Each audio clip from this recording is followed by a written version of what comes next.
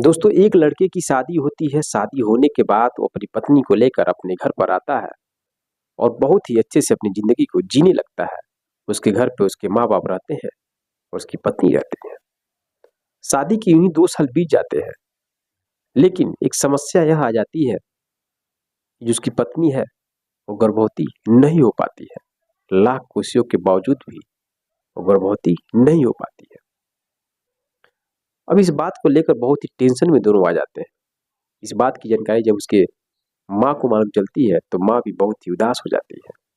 उसके बाद उसकी माँ, उसकी बहू और उसके ससुर मिल करके एक ऐसी घटना को अंजाम देते हैं बच्चे की प्राप्ति के लिए, जिसको जान करके आपके पैर तले जमीन खिसक जाएगी। रिश्तों को शर्मसार करने वाली घटना है और यह घटना आपको सुनना बेहद जरूरी है, ताकि आपको सीख मिल सके, सतर्क हो सके और आपके परिवार में ऐसी घटना न घट सके। चलिए विस्तार से जानते हैं। नमस्कार, मैं हूं संतोष। आप सभी का स्वागत करता हूं अपने इस यूट्यूब चैनल में। आज की सच्ची घटना उत्तर प्रदेश की राजधानी लखनऊ शहर की है। वहां का रहने वाला एक परिवार होता है। उस परिवार में माँ बाप और उन दोनों का इकलौता बेटा होता है, जिसका नाम सूरज कुमार होता है। सूरज जब बड़ा हो जाता है, शादी लायक हो जाता है, तो उसके माँ बाप अपने बेटे की शादी के लिए लड़की की तलाश करने लगते हैं। करीब 6 महीने के बाद एक उनको अच्छी सी लड़की मिलती है, जिसका नाम मधु होता है। मधु वाकई में बहुत ही सुंदर, स्मार्ट थी। अब मधु से शादी सूरज की हो जाती है।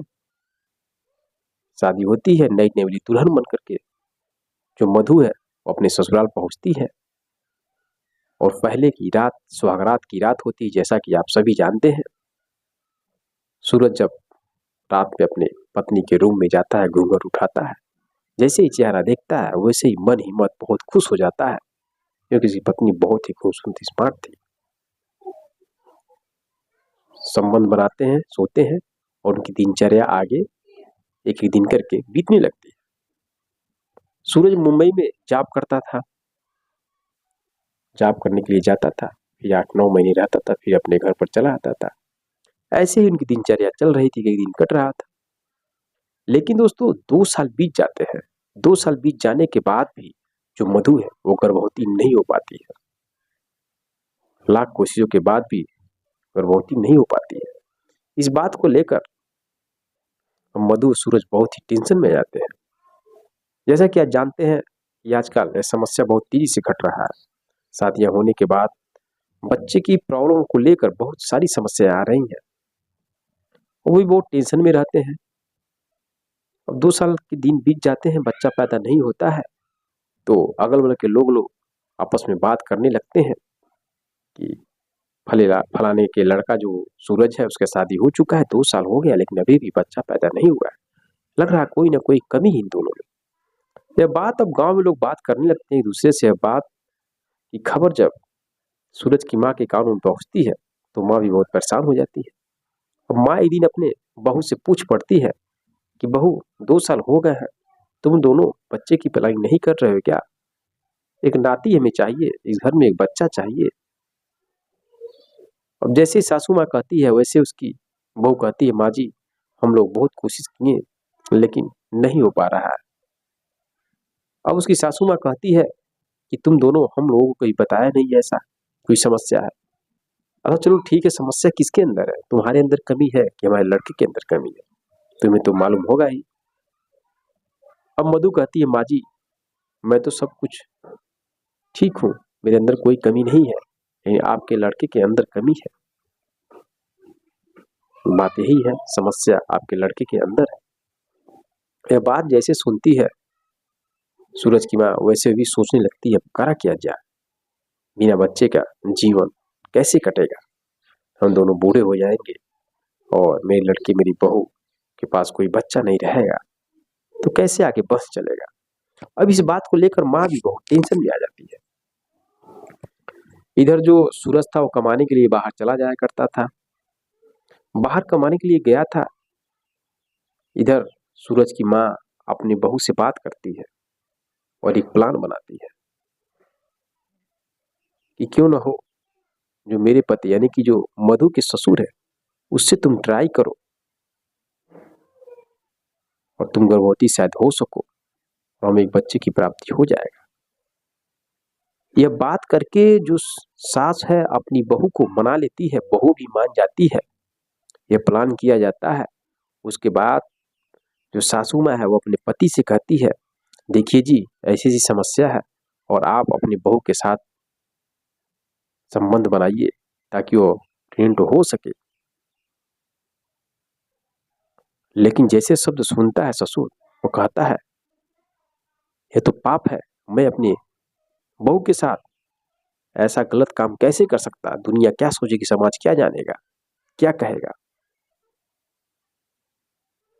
तो मधु की सासू माँ कहती है अपने पति से, देखिए कोई जानेगा नहीं, बस हम लोग इस बात को जान रहे हैं, हम डील कर लेंगे।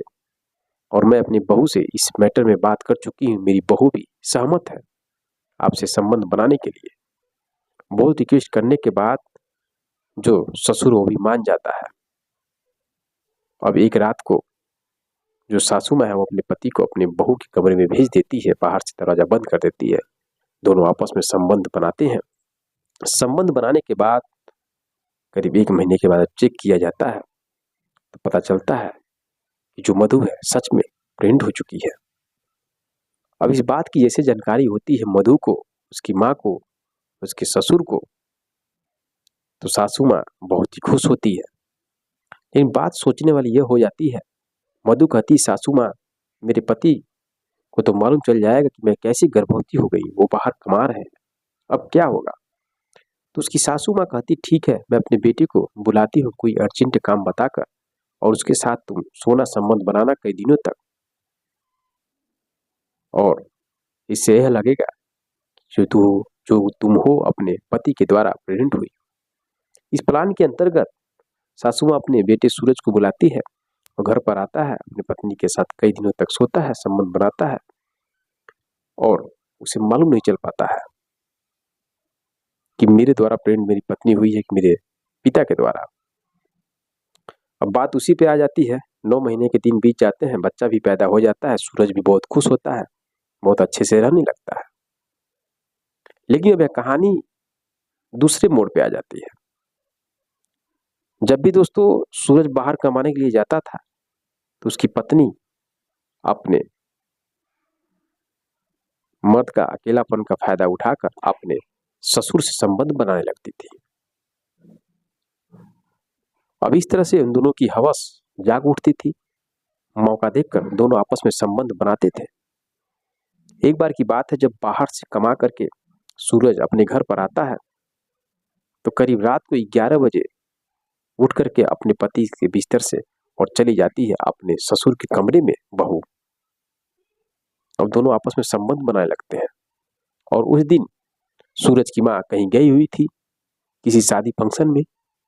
सूरज की नींद टूटता है, देखता है कि मेरी पत्नी मेरे बगल में नहीं है और बच्चा सोया हुआ है, और पत्नी को इधर उधर देखने लगता है। अब उसको एक अलग टाइप की आवाज सुनाई देती है। आवाज के माध्यम से दबे पांव से पहुंचता अपने पिता के कमरे में तो देखता अपनी आंखों से कि उसकी जो पत्नी है उसके पिता के साथ संबंध बना रही है। अब वह आग बबूला हो जाता है अपनी पत्नी को और अपने पिता को मारने फिरने लगता है, जिसके दौरान उसके पिता के सर पे चोट लगता है। उस पिता की मौके पर ही मौत हो जाती है।